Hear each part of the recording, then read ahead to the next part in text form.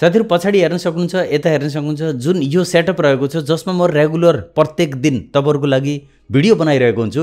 आज मैले तपाईलाई यो स्टुडियोको टुर गर्न गइरहेको छु। यदि तपाईले मेरो स्टुडियो के छ, मैले के इक्विपमेन्टहरु युज गर्छु भन्ने कुरा जान्न चाहनुहुन्छ भने भिडियोलाई अन्तिमसम्म हेर्नु होला। साथीहरु यदि च्यानलमा नयाँ हुनुहुन्छ भने च्यानललाई सब्स्क्राइब गरिदिनु होला, किनभने यस्तै भिडियो मैले तपाईहरुको लागि ल्याइराख्छु छु। सबैभन्दा पहिले त हिजो मात्रै जुन टेक्निकल भ्यू च्यानलमा 9 लाख सब्स्क्राइबर पूरा भएको छ, त्यसको लागि सम्पूर्ण भ्युअर, सम्पूर्ण सब्स्क्राइबर साथीहरुलाई हृदयदेखि नमन गर्दै थ्यांक यू सो मच भन्न चाहन्छु। तपाईहरुको माया, प्रेम र सपोर्टले गर्दाखेरि टेक्निकल भ्यू च्यानलमा 9 लाखको फ्यामिली पूरा भएको छ। आगामी समयमा यस्तै माया देखाइदिनु होला। च्यानलमा नयाँ हुनुहुन्छ भने च्यानललाई सब्स्क्राइब गरिदिनु होला। छिट्टै हामीले 1 मिलियनको सेलिब्रेसन पनि गर्नेछौँ। अब यो सम्पूर्ण कुरा सो गर्नको लागि मैले तपाईलाई मसँग रहेको एउटा गिम्बल र साथसाथै मसँग रहेको मेरो मोबाइलको क्यामेरा युज गर्नेछु, किनभने नर्मली यसको थ्रु तपाईहरुलाई देखाउन सजिलो हुनेछ।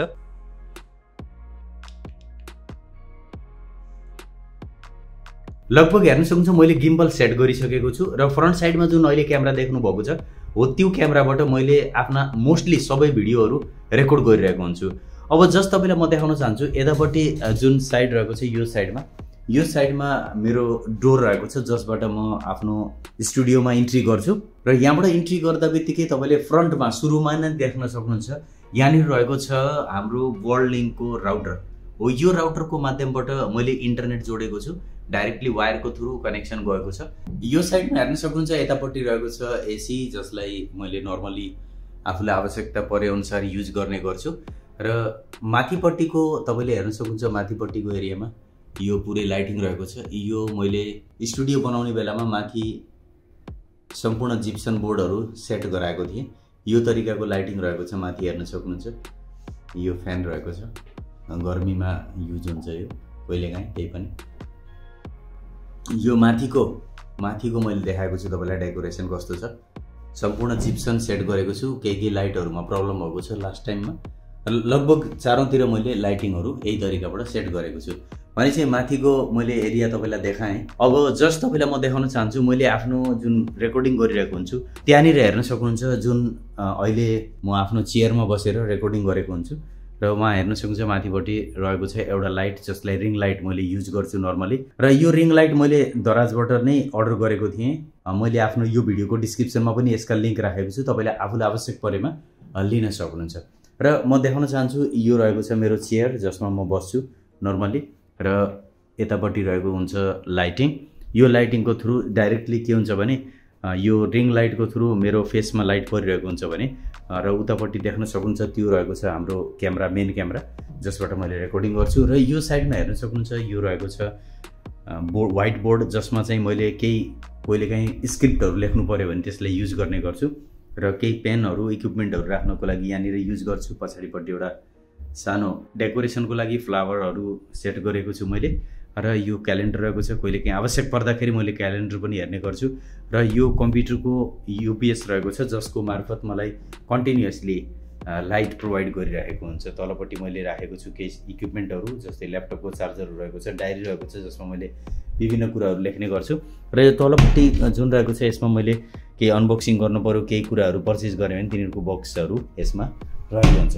त्यस्तै हेर्न सक्नुहुन्छ यतापट्टि रहेको छ ल्यापटप अनि माथि हेर्न सक्नुहुन्छ यो रहेको छ मेरो माइकको स्ट्यान्ड। यो माइकको स्ट्यान्ड मैले हालसालै पर्चेस गरेको थिएँ जब मैले यो ब्लू यति माइक मैले पर्चेस गरेँ। हेर्न सक्नुहुन्छ यो रहेको छ मेरो ब्लू यतिको माइक हो। यो माइकलाई मैले युज गर्ने गर्छु। यदि तपाईले चाहनुहुन्छ भने मैले माइकको एउटा स्पेशल भिडियो बनाउँछु तपाईलाई, त्यसमा कुन माइक बेस्ट हुन्छ, कसरी मैले रेकर्डिङ गर्छु त्यो पनि म तपाईलाई जानकारी दिनेछु। कमेन्ट गर्नु होला। यतापट्टि हेर्न सक्नुहुन्छ यो लाइटिङ मैले एक्स्ट्रा आफै बनाएको लाइटिङ हो र तलपट्टि मैले यस्तो तरिकाले सफ्ट बनाएको छु जसले गर्दा मेरो फेसमा एकदमै हार्ड लाइट आउँदैन, जसले गर्दा अलिकति लाइटिङ इफेक्ट राम्रो देखिन्छ। त्यस्तै यो साइडमा हेर्न सक्नुहुन्छ मेरो लगभग यो स्टुडियोको सबैभन्दा महँगो इक्विपमेन्ट भन्न सकिन्छ जुन रहेको छ हाम्रो गेमिङ पिसी जसमा मैले आफ्नो च्यानल अहिले खोलेर राखेको छु। र यो साइडमा हेर्न सक्नुहुन्छ गेमिङ पिसी तपाईले मैले सम्पूर्ण वायरहरू यसमा जोडेको छु। आवश्यक पर्ने कुराहरू मैले यसमा युज गरेको हुन्छु। जस्तै यो रहेको छ यसमा चाहिँ मैले विभिन्न युएसबी पोर्टहरू एक्स्ट्रा जोड्नको लागि मेमोरीहरू यसमा जोड्नु पर्यो भने मेमोरीबाट डाटा तान्नु पर्यो भने युज गर्छु। यो वायरहरू रहेका छन्। एउटा सानो यहाँनिर हेर्न सक्नुहुन्छ यो पनि डेकोरेसनको लागि राखेको छु मैले र त्यस्तै तपाईले यतापट्टि हेर्न सक्नुहुन्छ माथिपट्टि रहेको छ मेरो यो वेब क्यामेरा जुन मैले लाइभ बस्दाखेरि युज गर्ने गर्छु र तलपट्टि हेर्न सक्नुहुन्छ रहेको छ गोरिल्ला पोर्ट यसको थ्रु हामीले मोबाइलहरुलाई यसमा अट्याच गरेर सजिलैसँग भ्लगिङहरु गर्न सकिन्छ यसको पनि मैले लिंक राखिदिन्छु डिस्क्रिप्सनमा तपाईले हेर्न सक्नुहुन्छ र त्यो साइडमा हेर्न सक्नुहुन्छ ल्यापटप रहेको छ ल्यापटप मैले युज गरिरहेको हुन्छु इभन कतिपय अवस्थामा मैले यतापट्टि काम गर्दा बढी बिजी भयो भने उतापट्टि ल्यापटपलाई पनि युज गरेको हुन्छु यो एउटा मोबाइल एक्स्ट्रा रहेको छ मसँग जसबाट मैले मोस्टली धेरै जसो रेकर्डिङहरु गर्ने गर्छु जस्तै कुनै पनि एप्लिकेसनको रेकर्डिङ गर्न पर्यो प्रमोशनल भिडियोहरु बनाउनु पर्यो भने युज गर्ने गर्छु त्यस्तै मसँग मेरो सबैभन्दा पहिलो मोबाइल जसबाट मैले आफ्नो YouTube जर्नीको सुरुवात गरेको थिएँ यो मोबाइल पनि अझै पनि ठीकठाक छ मैले यसलाई राखेको छु युज त मैले खासै गर्दिन तर पनि मैले यो मेरो मोबाइल सम्झनाको रूपमा मसँग छ त्यसैले गर्दाखेरि पनि मैले यो मोबाइललाई राखेको छु मोटो G4 प्लस यसैबाट मैले आफ्नो YouTube को जर्नी सुरुवात गरेको थिएँ डलर कार्डहरु यहाँनिर राखिएका छन् र साथसाथै मैले नर्मली आफ्नो विभिन्न इक्विपमेन्टहरु पनि यहाँनिर युज गरेको हुन्छु दुई तीनवटा ड्रायर रहेका छन् यसमा पनि मैले आफ्ना सामानहरुलाई त्यस्तै तरिकाबाट म्यानेज गरेर राखेको हुन्छु डकुमेन्टहरु र साथसाथै तपाईले यतापट्टि चेयर देख्न सक्नुहुन्छ जुन चेयरलाई मोस्टली मैले युज गर्छु रेकर्डिङको लागि क्यामेरा तपाईले देखिसक्नु भयो र यो साइडमा हेर्न सक्नुहुन्छ अर्को एउटा चेयर रहेको छ यो साइडमा यो चेयर रहेको छ आवश्यक पर्दाखेरि यसलाई पनि मैले युज गर्ने गर्छु र यो साइडमा तपाईले हेर्न सक्नुहुन्छ जति पनि प्लगहरु छन् यहाँनिरबाट पनि युज गर्छु यो इन्टरनेटको वायर आएको छ र यतापट्टि हेर्न सक्नुहुन्छ एउटा मेरो पुरानो रिङ लाइट रहेको छ जसलाई मैले स्टार्टिङमा जब आफ्नो YouTube च्यानल स्टार्टिङमा थियो त्यो बेलामा पर्चेज गरेको थिएँ आजभोलि त मैले यसलाई युज गर्नु पर्दैन तर पनि मैले यसलाई साइडमा राखेको छु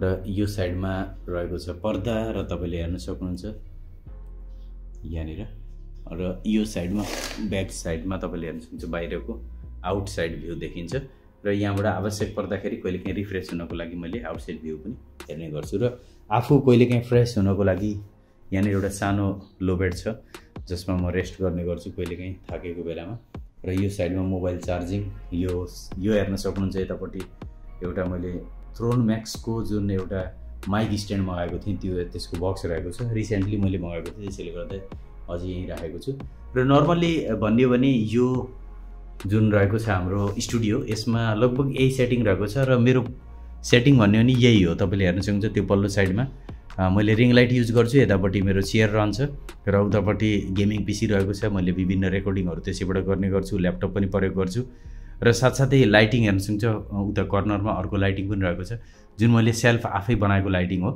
र तपाईले उतापट्टि हेर्न सक्नुहुन्छ व्हाइट बोर्ड रहेको छ क्यामेराबाट रेकर्डिङ चलिरहेको छ र माइक मैले यस्तै तरिकाबाट युज गरेको हुन्छु यो तरिकाबाट मैले आफ्नो स्टुडियोमा सम्पूर्ण वर्क गरिरहेको हुन्छु मैले तपाईलाई एउटा भ्यू यो साइडबाट पनि शो गर्दिन्छु यो साइडबाट हेर्न सक्नुहुन्छ यो हाम्रो स्टुडियोको भ्यू रहेको छ एउटा कुरा देखाउन मैले बिर्सेछु जुन मेरो लागि एकदमै महत्त्वपूर्ण छ र तपाईहरु सम्पूर्णको मायाले गर्दा मैले पाएको यो बटन रहेको छ सिल्भर प्ले बटन हेर्न सक्नुहुन्छ यो अचिभमेन्ट मेरो भन्न सकिन्छ लाइफमा पहिलो पटक मैले YouTube जर्नी सुरुवात गरेपछि मेरो ठुलो अचिभमेन्टको रूपमा मैले यसलाई हेर्छु टेक्निकल भ्यू च्यानलको लागि त्यसैले गर्दा सम्पूर्ण साथीहरुलाई यसको लागि पनि थ्यांक यू भन्न चाहन्छु यही हो साथीहरु मेरो स्टुडियोको टोटल तपाईलाई मैले देखाएँ यो साइडबाट म तपाईलाई शो गर्छु यो तरिकाबाट मैले आफ्नो स्टुडियोमा वर्क गरिरहेको हुन्छु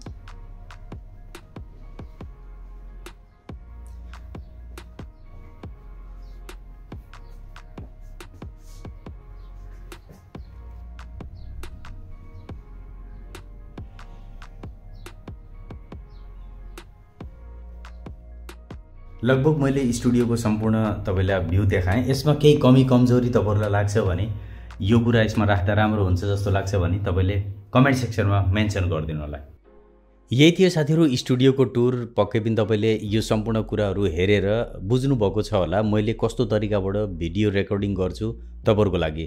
आशा गर्दछु भिडियो हेरिसकेपछि पक्कै पनि तपाईले यो भिडियोबाट केही इन्जोय गर्नुभएको छ र मेरो स्टुडियोको सम्पूर्ण कुराको बारेमा राम्रोसँग बुझ्नुभएको छ। भिडियो तपाईलाई कस्तो लाग्यो कमेन्ट सेक्सनमा कमेन्ट राख्दिनु होला। साथीहरुमा चाहिँ भिडियोलाई शेयर गरिदिनु होला। भिडियोको बारेमा के भन्न चाहनुहुन्छ भने पर्सनली तपाईले कमेन्ट गर्न सक्नुहुन्छ र मसँग पर्सनली जोडिन चाहनुहुन्छ भने टेक्निकल विषय इन्स्टाग्राम आइडी र ट्विटर आइडीमा फलो गर्नु होला। Thanks for watching this video.